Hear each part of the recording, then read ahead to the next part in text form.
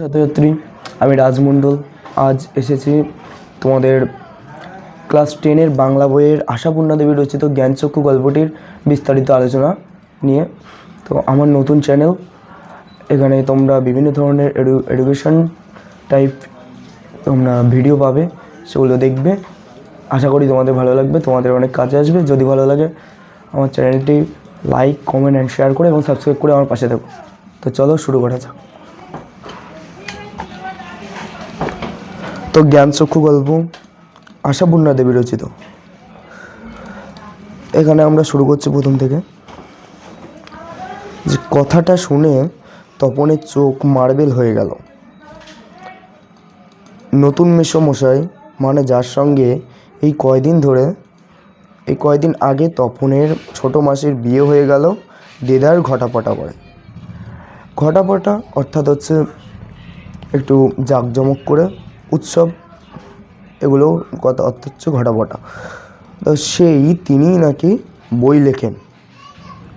তো এখানে তিনিই নাকি বই লেখেন, এখানে বলতে তার ছোটো মাসির যে স্বামীর কথা বলা হয়েছে তার কথা বলা হচ্ছে।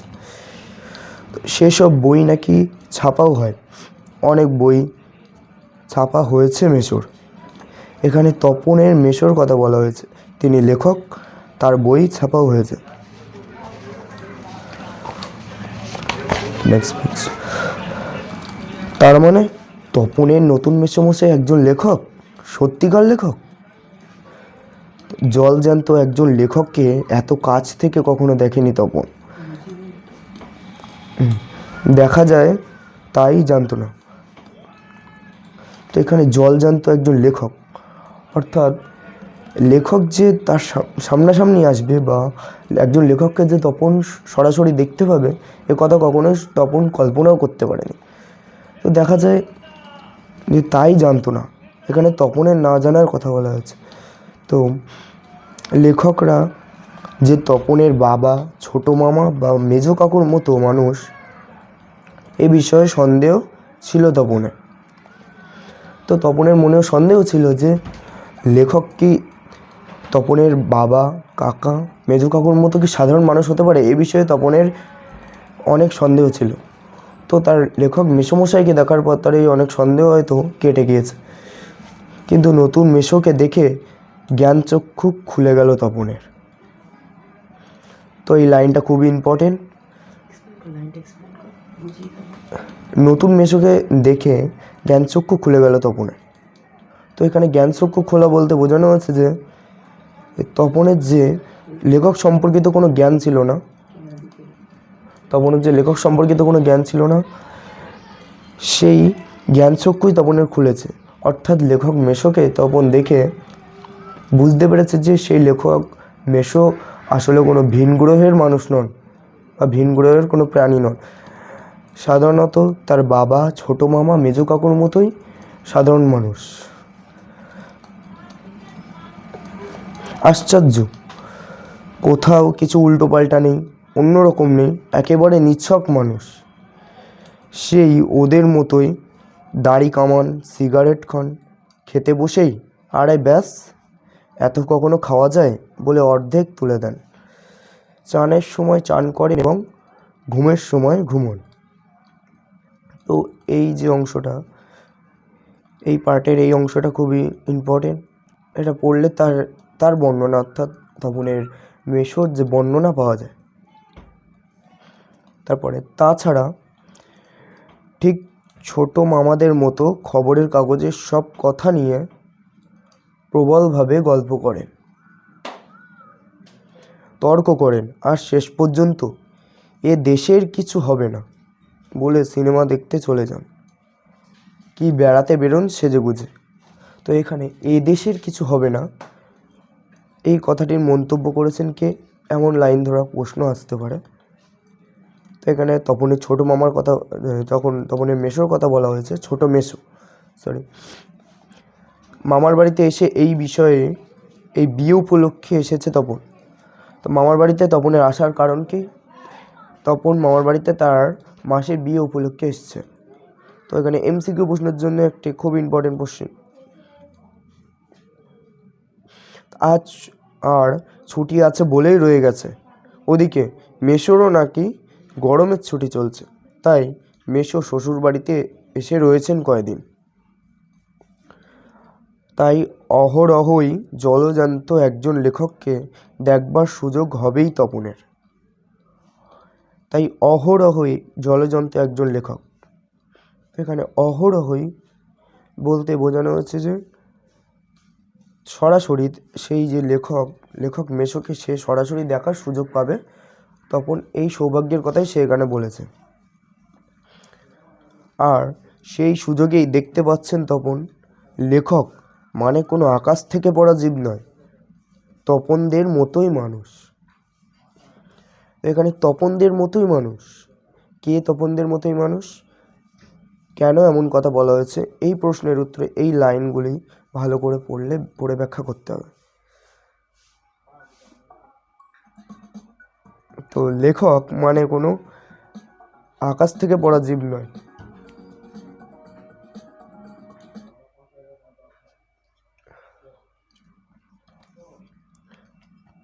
মানে লেখক আমাদের মতোই, অর্থাৎ তপনের মতোই, তপনের ছোট কাকা, তপনের বাবা, মেজো কাকু, এদের মতোই মানুষ। তাই তপনের সেই জ্ঞানচক্ষু খুলে গিয়েছিল। তবে তপনেরই বা লেখক হতে বাধা কি? যখন তপন দেখল যে তার মেসোমশাই অর্থাৎ ছোট মেসোমশাই তিনি একজন লেখক, যারা কিনা তার বাবা, মেজো কাকু এদের মতোই মানুষ, সে যদি লেখক হতে পারে তবে তপন কেন পারবে না? এ থেকেই তপনের এই প্রশ্ন যে তপনেরই বা লেখক হতে বাধা কি? মেসোমশাই কলেজের প্রফেসর, এখন ছুটি চলছে, তাই সে সুযোগে শ্বশুরবাড়িতেই রয়ে গেছেন কয়েকদিন, আর সেই সুযোগেই দিব্যি একখানি দিবানিদ্রা দিচ্ছিলেন। এখানে কার কথা বলা হয়েছে? তপনের ছোট মেসোমশাইয়ের কথা বলা হয়েছে। দিবানিদ্রা অর্থাৎ দিনের বেলায় যে সামান্য ঘুমের যে প্রশান্তি, সেটাকেই বলা হচ্ছে। ছোট মাছি সেই দিকে ধাবিত হয়।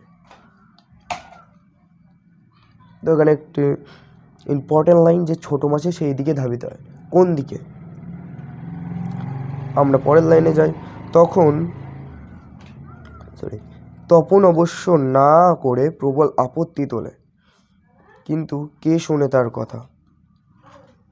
ছোট মাসি তপনের লেখক হবার স্বপ্নের কথা তার মেসোমশাইয়ের সঙ্গে আলোচনা করতে যায়।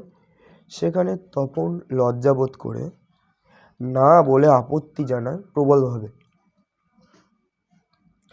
ততক্ষণে তো গল্প ছোট মেসোর হাতে চলেই গেছে, হইচই করে দিয়েছে ছোট মাসি তার ঘুম ভাঙিয়ে। তপন অবশ্য মাসির এই হইচইতে মনে মনে পুলকিত হন।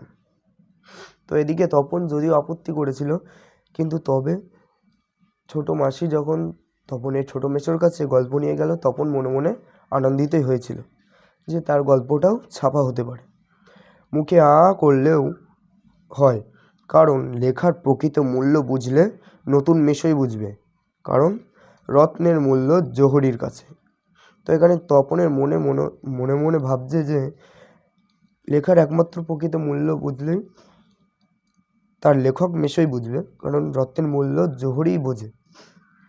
অর্থাৎ যে রত্নের প্রকৃত মূল্য তার বিচার একমাত্র জহরিই করতে পারে। একটু পরেই ছোট মেসো ডেকে পাঠান তপনকে, এবং বোধ করি নতুন বিয়ের শ্বশুরবাড়ির ছেলেকে খুশি করতেই বলে ওঠেন, তপন, তোমার গল্প তো দিব্যি হয়েছে, একটু কারেকশন করে করে দিলে ছাপতে দেওয়া চলে। এখানে তপনের নতুন ছোট মেসো তপনকে আশ্বস্ত করছেন যে তোমার গল্পটা ভালোই হয়েছে, তুমি ভালোই লিখেছো, তোমার গল্প একটু কারেকশন করে দিলেই এই গল্প ছাপতে দেওয়া চলে, এমন মন্তব্যই তিনি তপনের সাথে করেছেন। তপন প্রথমটা ভাবে ঠাট্টা, কিন্তু যখন দেখে মেসোর মুখে করুণার ছাপ, তখন আহ্লাদে কাঁদো কাঁদো হয়ে যায়। তাহলে বাপু তুমি ওর গল্পটা ছাপিয়ে দিও, মাসি বলে, মেসোর উপযুক্ত কাজ হবে সেটা। খুবই ইম্পর্টেন্ট লাইন, মেসোর উপযুক্ত কাজ হবে সেটা। কোনটা মেশোর উপযুক্ত কাজ হবে?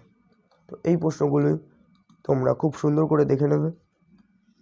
এই লাইনটার ব্যাখ্যা কী হবে, যে প্রথমটা ভাবে তপন ঠাট্টা।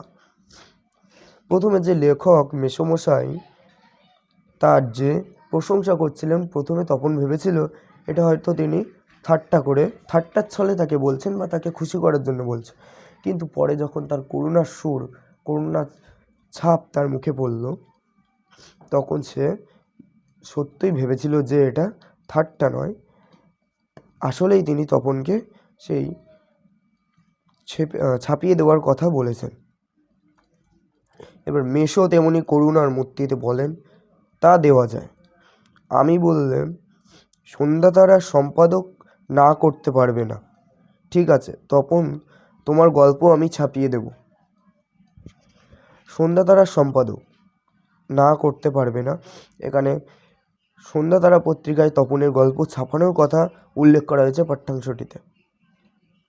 এইগুলি খুবই ইম্পর্টেন্ট এমসিকিউ কোশ্চেন, তোমরা পড়বে এবং আমি যেটা বলছি সেটা ভালোভাবে দেখলে তোমরা অবশ্যই বুঝতে পারবে। তো নেক্সট পেজ। বিকেলে চায়ের টেবিলে ওঠে কথাটা, এটাও একটি খুবই মোস্ট ইম্পর্টেন্ট লাইন। বিকেলে চায়ের টেবিলে ওঠে কথাটা। প্রশ্নে আসতে পারে বিকেলে কোন কথাটা চায়ের টেবিলে উঠেছিল, এই কথা ওঠার কারণ কী ছিল। এমন আর সবাই তপনের গল্প শুনে হাসে, মানে তপন একটি গল্প ছাপিয়ে ফেলেছে, সেই গল্প তার বিকেলে পরিবারে চায়ের আড্ডার টেবিলে সেই গল্প পৌঁছে যায় এবং সেই গল্প শুনে সবাই হাসাহাসি করে। কিন্তু মেশো বলেন, না না আমি বলছি তপনের হাত আছে।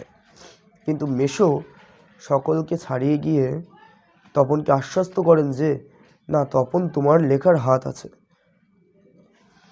চোখও আছে, নচেত এই বয়সের ছেলেমেয়েরা গল্প লিখতে গেলেই তো হয় রাজা রানীর গল্প, গল্প লেখে না হয়তো খুন জখম অ্যাক্সিডেন্ট অথবা না খেতে পেয়ে মরে যাওয়া, এইসব মাল মশলা নিয়েই বসে। তখন যে সেই দিকে যায়নি, তবু ওর ভর্তি হওয়ার দিনে অভিজ্ঞতা আর অনুভূতির বিষয় নিয়েই লিখেছে, এটা খুব ভালো ওর হবে। তো এখানে সাধারণত তপনের বয়সের ছেলেমেয়েরা গল্প লিখতে বসলেই রাজা রানীর গল্প, না হয় খুন জখম অ্যাক্সিডেন্ট অথবা না খেতে মরে যাওয়া গল্প বা এই সমস্ত সরঞ্জাম বা মাল মশলা নিয়েই বসে। তো এখানে মাল মশলা অর্থে সরঞ্জাম অর্থকেই বোঝানো হয়েছে। তপন সেদিকে যায়নি, অর্থাৎ তপন সেই সমস্ত ছেলেপিলের মতো নয় বা সেই সমস্ত ছাত্রের মতো নয়, সে একটু অন্যরকম। সে তার স্কুল জীবনের প্রথম অভিজ্ঞতা সম্পর্কে তার গল্প লিখেছে, যেটা দেখেই তার লেখক মশাই বলেছেন না তপনের হবে। তপন গল্প লিখতে চাইলে ও একসময় ভালো লেখক হতে পারবে, এমনভাবে তপনকে আশ্বস্ত করেছেন। তপন বিহ্বল দৃষ্টিতে তাকায়। তারপর ছুটি পুরোলে মেশো গল্পটি নিয়ে চলে গেলেন। তখন কৃতার্থ হয়ে বসে বসে দিন গোনে। এই কথাটাই ভাবছে তপন রাত দিন। তার মেসোমশাইয়ের কথাই তখন থেকে তপনের মাথার মধ্যে ঘুরপাক খেতে থাকে এবং তপন সেই কথাই দিনরাত ভেবে চলে। ছেলেবেলায় থেকেই তো রাশি রাশি গল্প শুনেছে তপন, আর এক বস্তা বস্তা পড়েছে, কাজেই গল্প জিনিসটা যে কি সেটা জানতে তো বাকি নেই। শুধু এটাই জানা ছিল না, মানে তপন এটাই জানতো না, শুধু এটাই জানা ছিল না সেটা এমনই সহজ মানুষই লিখতে পারে। নতুন মেশোকে দেখে জানলো সেটা, তবে আর পায় কে তপনকে। তপন ছোটোবেলা থেকে বিভিন্ন ধরনের ছোট ছোট গল্প পড়েছে, বস্তা বস্তা রাশি রাশি সে গল্প পড়েই এত বড় হয়েছে। কাজেই তপনের আর বুঝতে বাকি নেই যে গল্প জিনিসটা কি। কিন্তু গল্প যে এত সহজেই লেখা যায় এবং তপনের মতো মানুষই লিখতে পারে, এই বিষয়ে তপনের যথেষ্ট সন্দেহ ছিল। এই সন্দেহ তার লেখক মেসোমশাইকে দেখে অনেকখানি দূর হয়েছে। এরপরে তপন নতুন মেশোকে দেখে অনেকটাই আগ্রহশীল হলো এবং তখন তপন গল্প লেখার কথাও চিন্তাভাবনা করলো। এখানে দেখাচ্ছে কি, দুপুরবেলায় সবাই যখন নিথর তো দুপুরবেলায় যখন মধ্যাহ্ন বা দুপুরবেলায় সবাই যখন নিথর, অর্থাৎ সবাই যখন কৃষকরা বাড়িতে বসে বিশ্রাম নিচ্ছে, ক্লান্ত পথিক যারা কিনা বাড়িতে বিশ্রাম নিচ্ছে বা পথে বিশ্রাম নিচ্ছে, সবই কেমন নিস্তব্ধ হয়ে আছে, সেই সময় নিথর নিথর অর্থাৎ নিস্তব্ধতা বিরাজ করছে যেখানে, তখন তপন আস্তে একটি খাতা, হোম টাস্কের খাতা আর কি, বিয়ে বাড়িতেও যেটি মা না নিয়ে ছাড়েনি, আর কলমটি নিয়ে 3 তলার সিঁড়িতে উঠে গেল। আর তোমরা বিশ্বাস করবে কিনা জানি না, এক আসনে বসে লিখে ফেললো আস্তে একটা গল্প। তপন তার হোম টাস্কের খাতা নিয়ে একেবারে 3 তলার সিঁড়িতে উঠে গিয়েছিল এবং এক আসনে বসেই বা একবারেই সে তার একটি আস্ত গল্প লিখে ফেলেছিল। লেখার পর যখন পড়ল, গায়ে কাঁটা দিয়ে উঠল তপনের, মাথার চুল খাড়া হয়ে উঠল। কী ব্যাপার, কী ব্যাপার, এই যে সত্যিই হুবহু গল্পের মতো লাগছে। তার মানে সত্যিই একটা গল্প লিখে ফেলেছে তপন। তার মানে তপন কি এখন লেখক বলা চলে? এই লাইনটি খুব ইম্পর্টেন্ট, যে তার মানে তপনকে এখন লেখক বলা চলে। এই চিন্তাভাবনাটি কে করেছিল? তপন করেছিল। যখন সে নিজে একটি এক আসনে বসে গল্পের বই লিখে ফেলেছিল এবং সে নিজের লেখা গল্পই পড়েছিল, তখন তার মধ্যে এই মনোভাব উদয় হয়েছিল যে সে কি একজন লেখক হয়ে গিয়েছে। হঠাৎ ভয়ানক একটা উত্তেজনা অনুভব করে তপন, আর দুধ দাঁড়িয়ে নেমে এসে ছোটো মাসিকেই বলে বসে, ছোটো মাসি একটা গল্প লিখেছে। তপন সেই গল্প লেখার ভয়ানক আর্তনাদ নিয়ে, উত্তেজনাপূর্ণ মনোভাব নিয়ে তৎক্ষণাৎ দুধ দাঁড়িয়ে অর্থাৎ চটপট করে বা তাড়াহুড়ো করে নিচে নেমে আসে তার ছোটো মাসিকে সেই খবরটি জানানোর জন্য যে সে একটি গল্প লিখেছে। ছোটো মাসি ওর চিরকালের বন্ধু, বয়সে বছর 8 বড় হলেও সমবয়সী, বছর 8 বড় অর্থাৎ 8 বছরের বড়। তো এখানেও একটি MCQ কোশ্চেন, যে তপনের ছোটো মাসি তপনের থেকে কত বছরের বড় ছিল? বছর 8 বড়। কাজেই মামার বাড়ি এলে সব কিছুই ছোটো মাসির কাছে। তাই এই ভয়ানক আনন্দের খবরটা ছোটো মাসিকে সর্বাগ্রহে দিয়ে বসে। তবে বিয়ে হয়ে ছোটো মাসি যেন একটু মুরব্বি হয়ে গেছে, তাই গল্পটা সবটা না পড়ে একটু চোখ বুলিয়েই বেশ পিঠ চাপড়ানো সুরে বলল। তো ছোটো মাসির বিয়ে হয়ে গিয়েছে। বিয়ে হওয়ার পর ছোটো মাসি যেন একটু মুরব্বি অর্থাৎ একটু বড় হাবভাবের হয়ে গিয়েছে, তাই গল্পটা সবটা না পড়ে একটু চোখ বুলিয়ে তপনের পিঠ চাপড়ে বলল, বাহ। পিঠ চাপড়ানোর সুরে বলল, ও মা, এ তো বেশ লিখেছিস রে, কোনোখান থেকে টুকলিফাই করিসনি তো? তো এখানে তপনের ছোটো মাসি তাকে বাহবা দিচ্ছে এবং তপনকে বলছে, এই গল্প কোথা থেকে টুকলি করিসনি তো? ছোটো মাসি, ভালো হবে না বলছি। আরে বাবা, খেপছিস কেন? জিজ্ঞেস করছি, বই তো নয়। রোষ তোর মেসোমশাইকে দেখায়, কিন্তু গেলেনই যে। কোথায় গল্পের সেই 8-60 ছাপার অক্ষরে গাঁথা চেহারাটি, যার জন্য হাঁ করে আছে তপন মামার বাড়ি থেকে বাড়িতে চলে এসেও?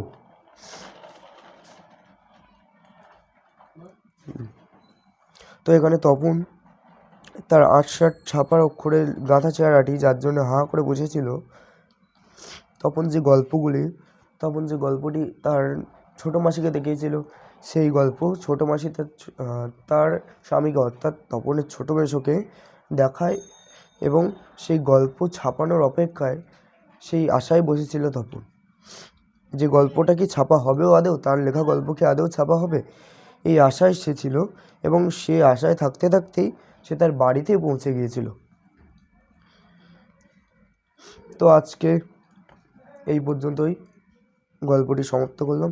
এরপরে সেকেন্ড পার্টে তোমরা গল্পটির সম্পূর্ণ ব্যাখ্যা সহ সম্পূর্ণ পাঠ দেখতে পাবে এবং তারপরে এর থেকে কিছু ইম্পর্টেন্ট কোশ্চেন তোমাদেরকে দেবো, যাতে তোমাদের সুবিধা হয় এবং তোমরা সেগুলোকে পড়তে পারো। আর যেগুলো আজকে পড়লে সেগুলো খুব সুন্দরভাবে পড়ো বাড়িতে। আশা করি তোমাদের অনেক সুবিধা হবে। কার্যকর হবে। তো যদি ভিডিওটা ভালো লাগে তবে সাবস্ক্রাইব